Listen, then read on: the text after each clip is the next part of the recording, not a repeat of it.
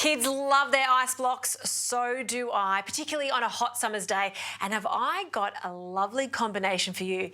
These are my creamy dragon fruit and white chocolate ice blocks. They're an absolute treat, and what makes it incredibly striking is the colour of the dragon fruit.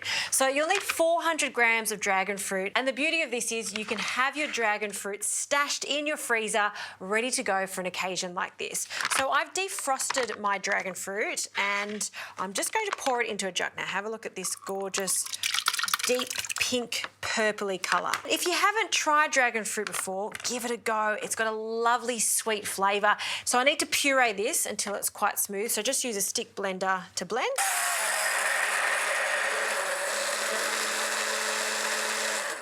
Okay, that's looking good. Now I need to warm this up in a pot very quickly, and the reason I like to warm it up is because it just helps dissolve our xanthan gum, which we're going to add in a moment. So into a pot,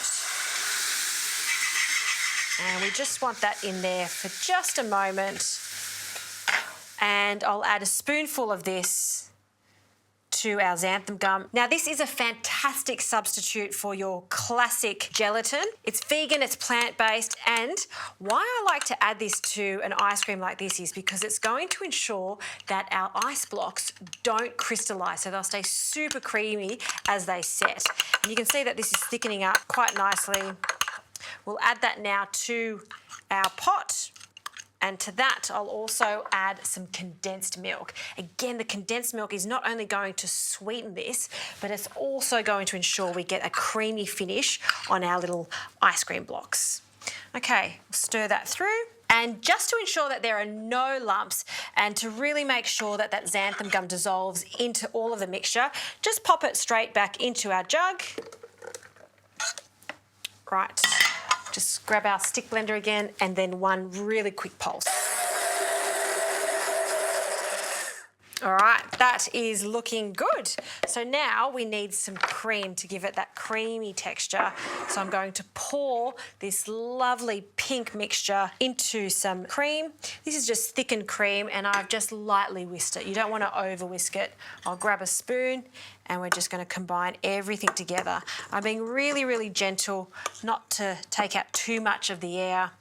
So just folding it together, you can see we've got a lovely mixture there. Now, I haven't forgotten about our gorgeous white chocolate chips.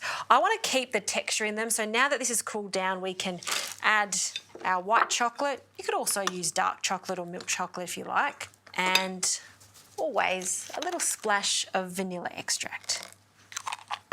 Okay, final stir just to incorporate everything. Now to get this mixture into the ice block moulds, my tip is to transfer this back into the jug. So this jug is perfectly fine. The mixture can go back in, pour that in,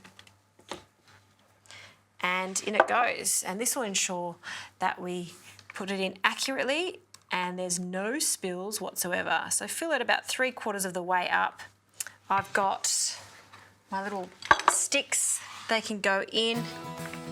Perfect. I'm going to finish filling these up, then they go into the freezer, and you want to leave them there for a good couple of hours, or even better, just do it the night before.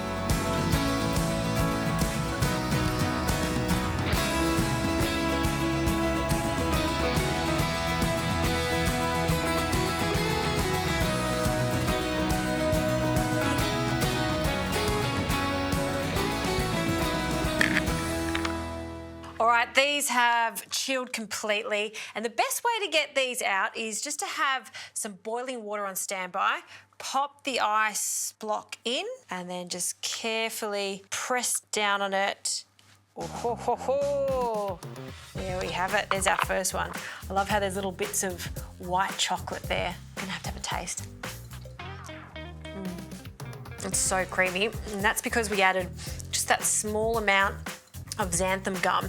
It makes a difference. Nothing's crystallized. It's not icy. It really tastes like an ice cream from the shop. And the best part is that really interesting flavor of the dragon fruit, pink dragon fruit. It looks pretty, it tastes delicious, and it goes really well with that white chocolate. Perfect on a hot summer day.